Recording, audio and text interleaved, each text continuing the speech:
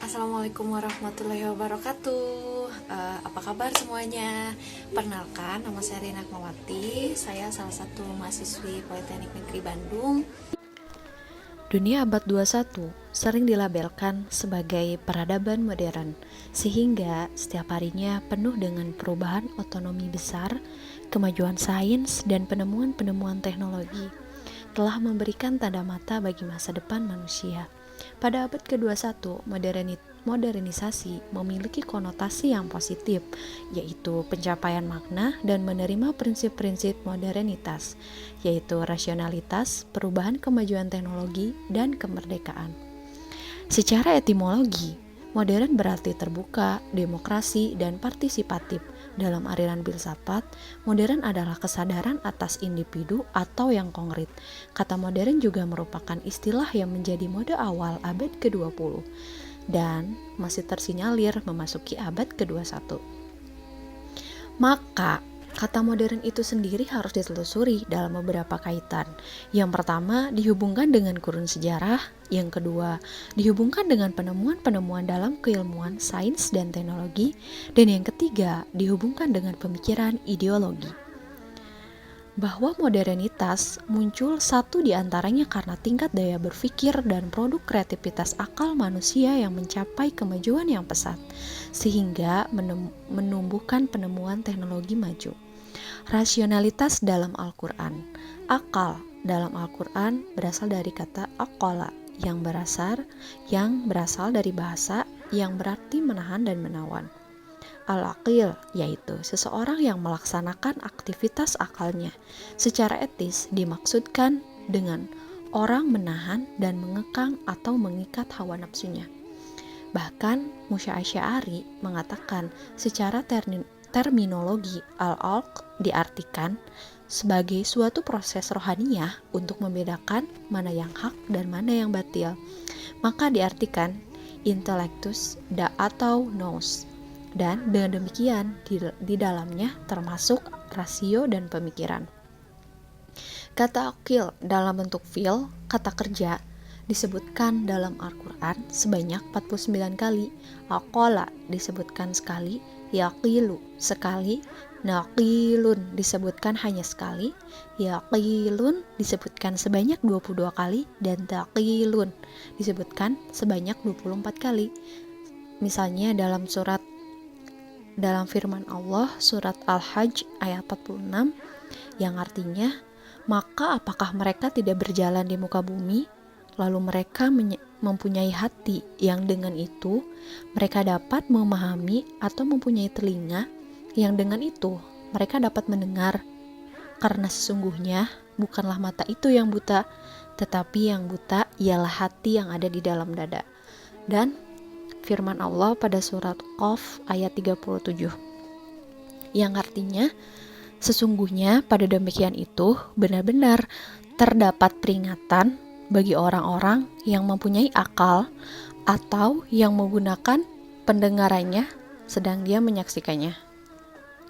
Al-Ghazali mendefinisikan akal sebagai berikut. Yang pertama, akal adalah sifat yang membedakan manusia dengan hewan.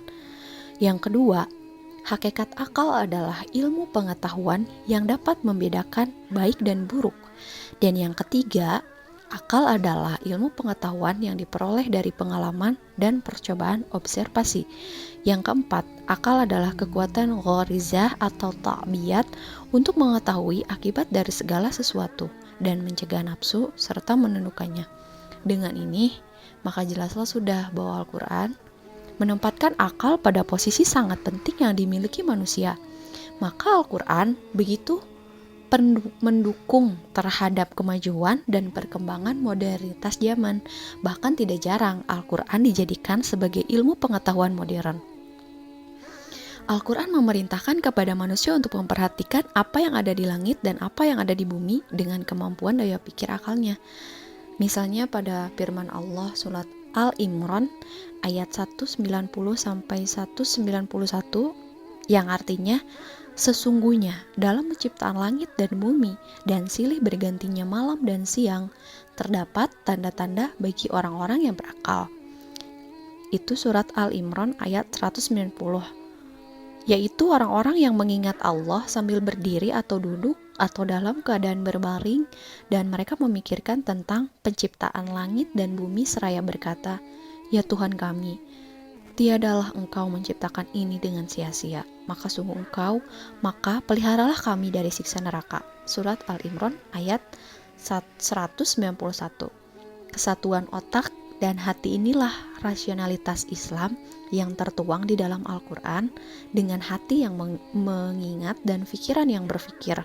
Hati yang mengingat, Allah berfirman pada surat Al-Mu'minun ayat 46, "Kepada mereka ditampakkan neraka pada pagi dan petang, dan pada hari terjadinya kiamat dikatakan kepada malaikat, masukkanlah Fir'aun dan kaumnya ke dalam azab yang keras." Dan pikiran yang berpikir pada surat Al-Imran ayat 190 sampai 191.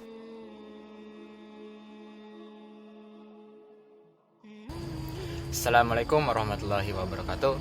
Perkenalkan, nama saya Hasbi Pratama Banjari dengan NIM 191354017 dari 1C D4 Teknik Elektronika.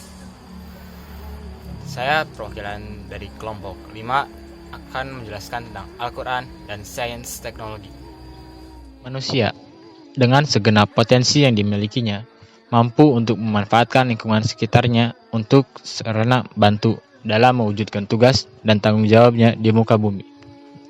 Allah Subhanahu wa Ta'ala berfirman dalam Quran surat Al-Baqarah ayat 22 yang berbunyi, A'udzubillahi minasyaitonirrajim. Bismillahirrahmanirrahim. Allazi ja'ala lakumul arda firasaw was samaa'a bina'aw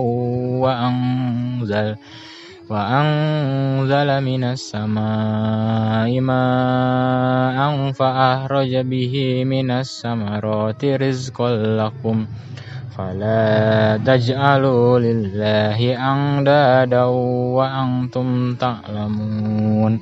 Shadaqallahul azim, yang artinya, dialah yang menjadikan bumi sebagai hamparan bagimu dan langit sebagai atap. Dan dialah yang menurunkan air hujan dari langit, lalu dia hasilkan dengan hujan itu buah-buahan sebagai rezeki untukmu. Karena itu, janganlah kamu mengadakan tandingan-tandingan bagi Allah, padahal kamu mengetahui.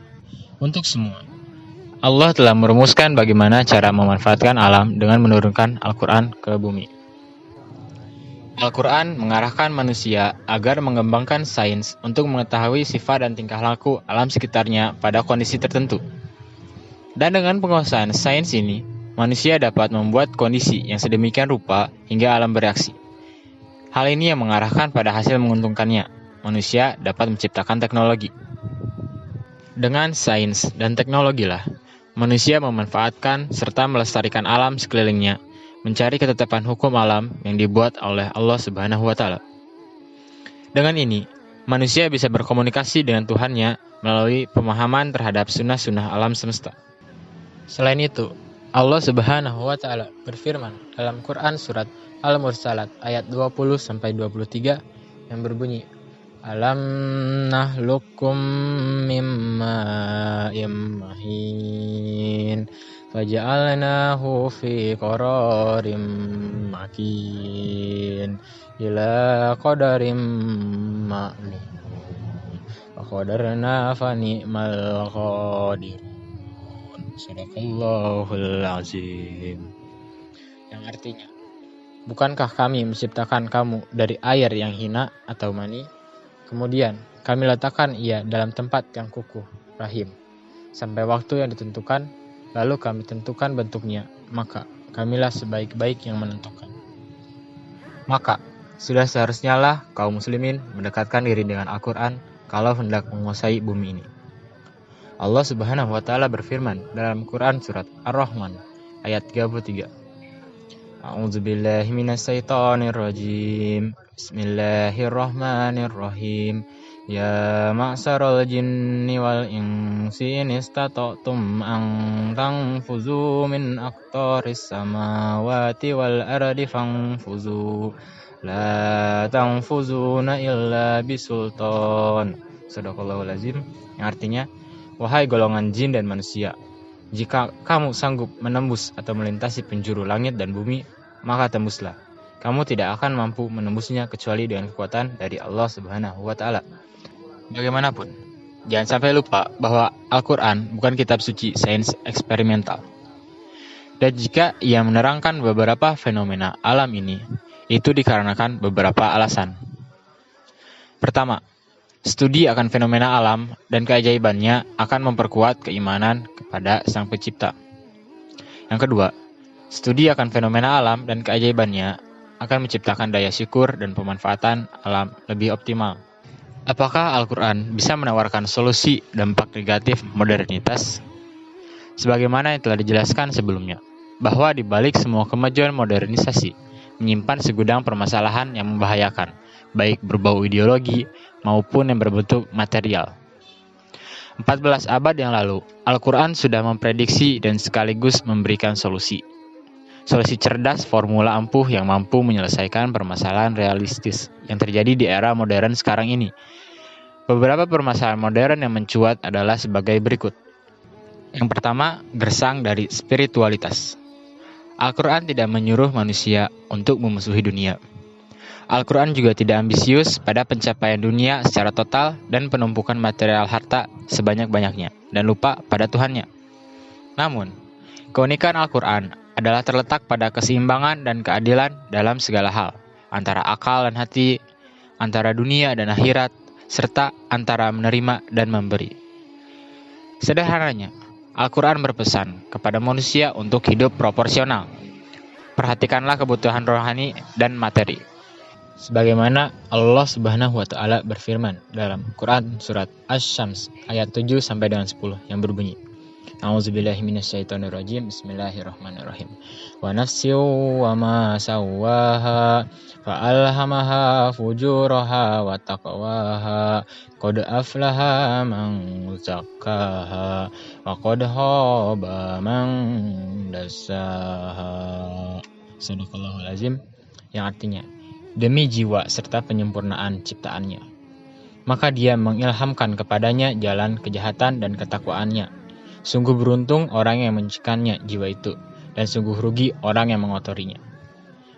Selain itu, Allah Subhanahu wa Ta'ala berfirman juga dalam Quran surat Ali Imran ayat 190 sampai dengan 191 yang berbunyi, A'udzubillahi minasyaitonirrajim. Bismillahirrahmanirrahim.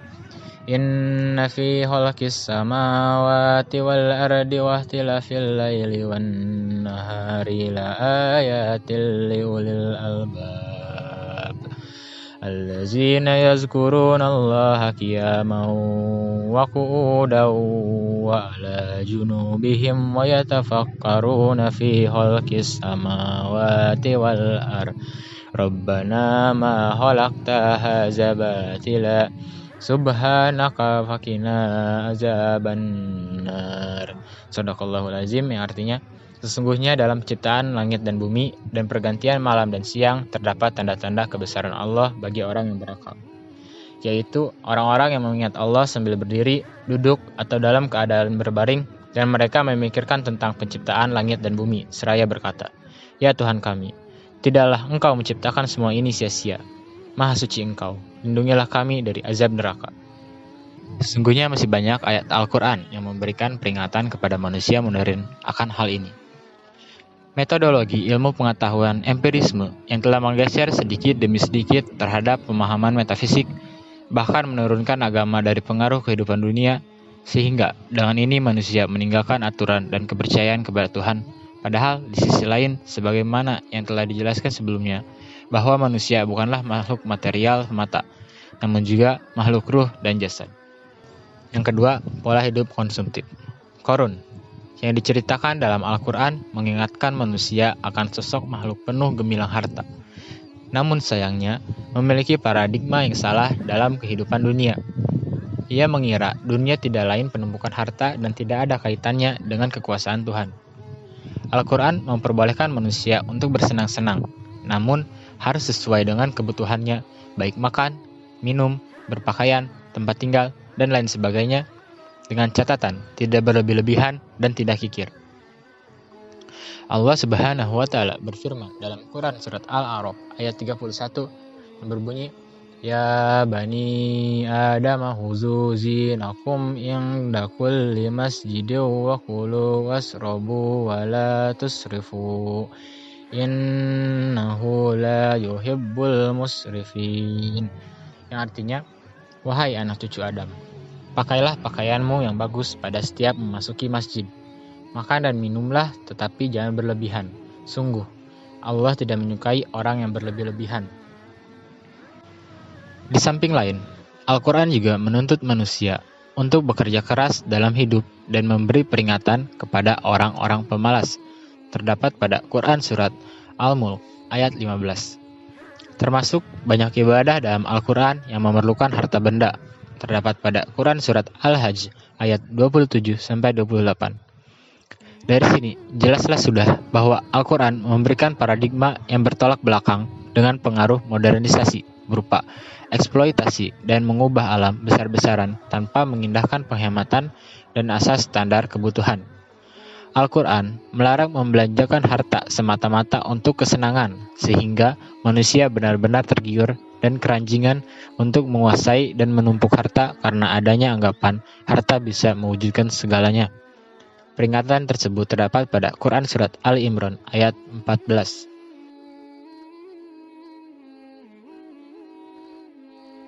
Assalamualaikum warahmatullahi wabarakatuh.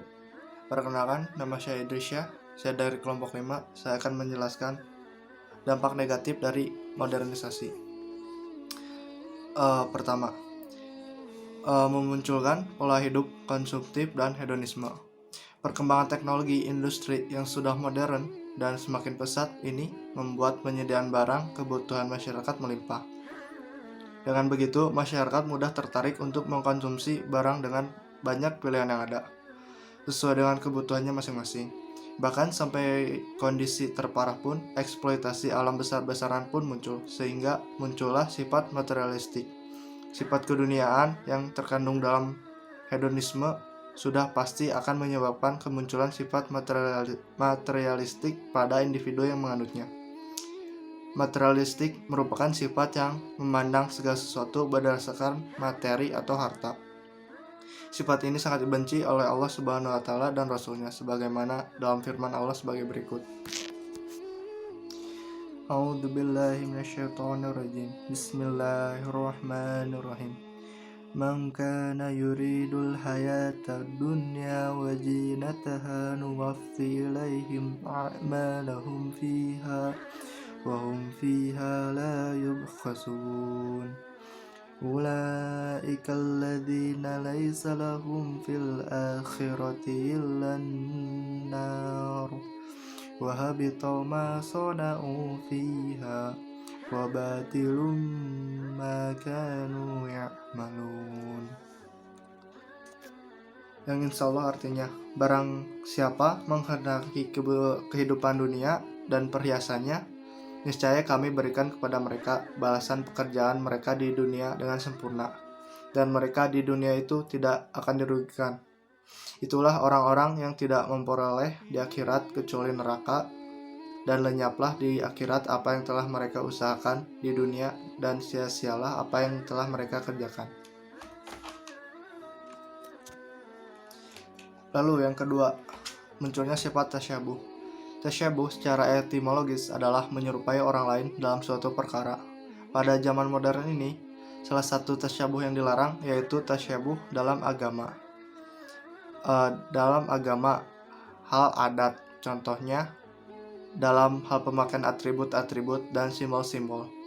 Bisa juga dalam tata cara, ungkapan, istilah-istilah yang khusus mereka gunakan ketika berbicara, bertingkah laku seperti makan, berpakaian, dan lain-lain. Intinya, setiap perkara yang berasal dari adat, tapi dibumbui dengan simbol-simbol agama. Lalu yang ketiga, ada kesenjangan sosial. Apabila dalam suatu komunitas, masyarakat hanya ada beberapa individu yang dapat mengikuti arus modernisasi dan globalisasi, maka akan memperdalam jurang pemisah antara individu dengan individu lainnya. Dengan kata lain, individu yang dapat terus mengikuti perkembangan zaman memiliki kesenjangan tersendiri terhadap individu yang tidak dapat mengikuti suatu proses modernisasi. Hal ini dapat menimbulkan kesenjangan sosial antara individu satu dengan lainnya yang bisa disangkutkan sebagai sikap individualistik. Lalu yang keempat, munculnya radikalisme. Contoh radikalisme di zaman modern ini adalah gerakan-gerakan radikalisme yang mengarah pada terorisme dengan cara penculikan. Target penculikan ini adalah untuk mengkader manusia radikal dengan cara mencuci otak. Berikut hadis bagi pelaku radikalisme. Hisham bin Hakim bin Hizam pernah melewati beberapa orang petani di Syam. Mereka berdiri di panas terik matahari. Kemudian Hisham bertanya, "Apa yang terjadi pada mereka?" Orang-orang menjawab, "Mereka disiksa karena jizyah atau upeti." Hisham berkata, "Aku bersaksi, aku pernah mendengar Rasulullah Shallallahu Alaihi Wasallam bersabda, sesungguhnya Allah akan menyiksa orang-orang yang menyiksa manusia di dunia." Hadis riwayat Muslim nomor 2613. Lalu yang terakhir, munculnya kriminalitas dan kapitalisme. Kriminalitas sering terjadi di kota-kota besar karena menipisnya rasa kekeluargaan, sikap yang individualisme, dan adanya tingkat persaingan yang tinggi dan pola hidup yang konsumtif. Sekian dari saya. Wassalamualaikum warahmatullahi wabarakatuh. Bismillahirrahmanirrahim. Assalamualaikum warahmatullahi wabarakatuh. Perkenalkan, nama saya Rezal Yafajarul Fikar, kelompok 5, kelas 1C, D4, Teknik Elektronika, Politeknik Negeri Bandung. Di sini saya akan menjelaskan apa itu radikalisme, apa itu komunisme, westernisasi, kesenjangan sosial, sikap individualistik, kriminalitas, dan prinsip-prinsip sosial juga global. Yang pertama, apa itu radikalisme? Radikalisme, radikal berasal dari bahasa Latin radix yang berarti akar, dan juga kata isme yang berarti paham. Radikalisme dapat didefinisikan sebagai orang yang memahami betul suatu ajaran hingga sangat mendalam dan juga komprehensif. Namun, orang-orang banyak yang mensalahartikan kata radikalisme itu sendiri sebagai orang kekanan maupun kekirian, sehingga radikalisme sering dikaitkan dengan paham yang menjadikan agama sebagai alat untuk mencapai tujuan politiknya. Tentu hal menyimpang seperti itu harus dihindari dan dipahami oleh masyarakat atas ancaman melawan gerakan radikalisme tersebut. Adapun yang mendefinisikan radikalisme sebagai suatu paham atau gagasan yang menginginkan adanya perubahan sosial politik dengan cara ekstrim, seperti kekerasan, bahkan juga teror. Kelompok-kelompok yang berpaham radikal ini menginginkan adanya perubahan yang dilakukan secara drastis dan cepat, walaupun harus melawan tatanan sosial yang berlaku di masyarakat. Yang kedua, apa itu komunisme? Komunis berasal dari bahasa Inggris, yaitu common dan universal, atau berarti umum, dan isme berarti paham. Secara umum, komunisme merupakan ideologi dalam bidang politik yang dicetuskan oleh Karl Marx dan Friedrich Engels yang hendak menghapus hak-hak milik perorangan dan menggantikan dengan hak milik bersama yang dikontrol oleh negara. Sedangkan komunis adalah sebutan untuk orang yang menganut paham dan atau ideologi komunisme. Paham ini menginginkan semua aset dimiliki oleh negara dan digunakan untuk kemakmuran rakyat secara merata. Tidak ada kelas sosial, tidak ada kelas kepemilikan, pribadi, tidak ada sektor swasta, dan lain-lain. Rakyat harus berdiri sama rata dan sama rasa. Secara sederhana, ketika sebuah negara menganut paham komunisme, maka semua aset yang ada di dalam negara tersebut, seperti tanah, perusahaan, dan sebagainya, tidak bisa dimiliki secara pribadi. Semuanya adalah milik negara dan keuntungan maupun kerugian dibagi rata pada rakyatnya. Dalam ideologi komunisme, rakyat diatur dan dibentuk sedemikian rupa dalam ideologi-ideologi yang bersifat doktrin dan eskatologis. Rakyat dididik melalui sekolah-sekolah, media massa, dan lembaga dengan ideologi yang telah dirumuskan, yang tentunya mengesampingkan nilai dari ajaran-ajaran agama atau ketuhanan. Yang ketiga, westernisasi. Al-Quran merupakan kebutuhan pokok dalam mengatur komunikasi manusia, yaitu komunikasi dengan Tuhannya, diri sendiri, dan masyarakat. Sebuah masyarakat bahkan individu memiliki budaya dan tradisi masing-masing. Setiap satu sama lain terdapat persamaan dan perbedaannya. Fungsi keberadaan Al-Quran salah satu diantaranya adalah menyusun konsep tentang kenegaraan, pedoman berperilaku yang luhur, dan aturan moral masyarakat yang semuanya itu dalam rangka merealisasikan kebenaran. Oleh karena itu, maka Al-Quran mengharapkan kepada setiap mukmin memiliki kepribadian yang menomorsatukan kepentingan ketaatan pada Tuhan dan mengutamakan kepentingan umum. Quran Surat Qaf Surat ke-50 ayat 13 dan 14 yang berbunyi, A'udzu billahi minasyaitonir rajim. Bismillahirrahmanirrahim.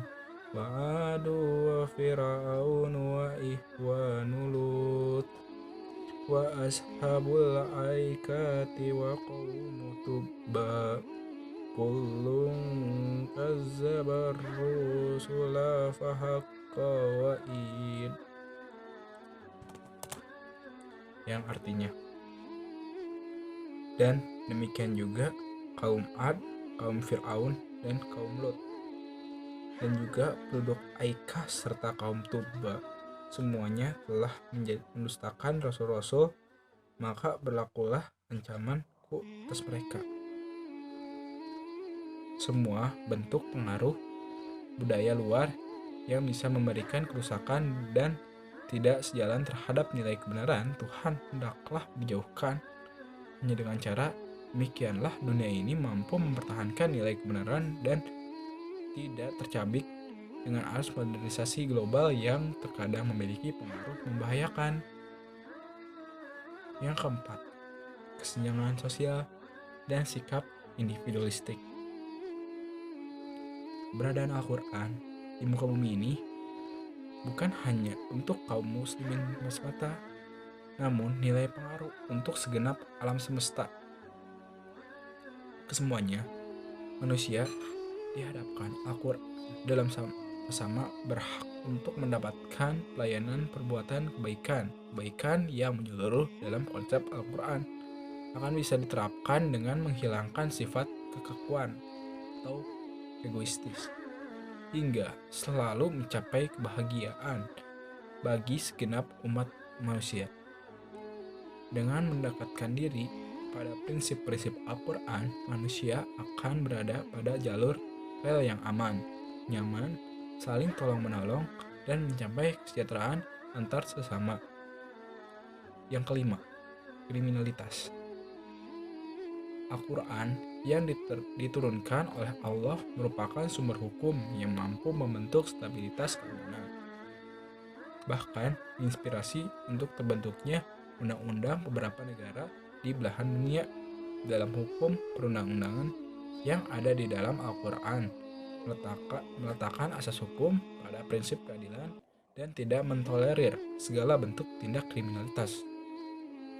Al-Quran juga menjelaskan hubungan antara sesama manusia, muslim dan non-muslim, agar selalu menekankan terwujudnya perdamaian.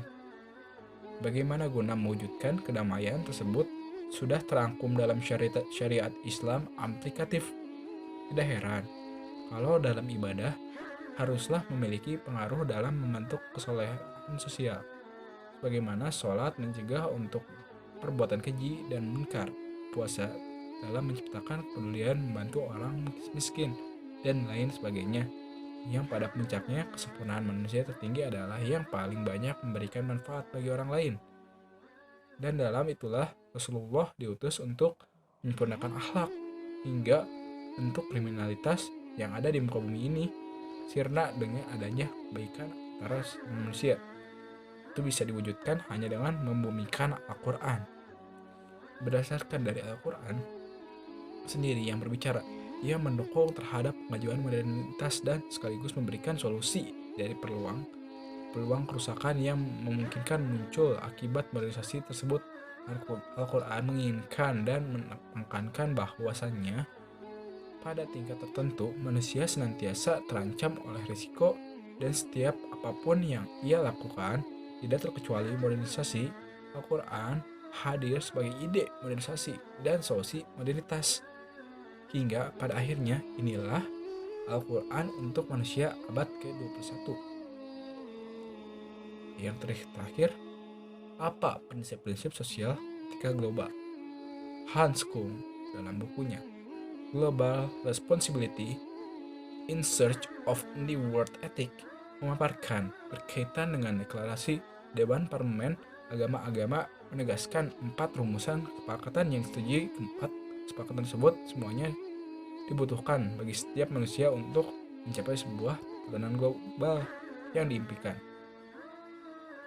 yaitu meliputi pertama adalah komitmen antara budaya, anti kekerasan, dan hormat pada kehidupan.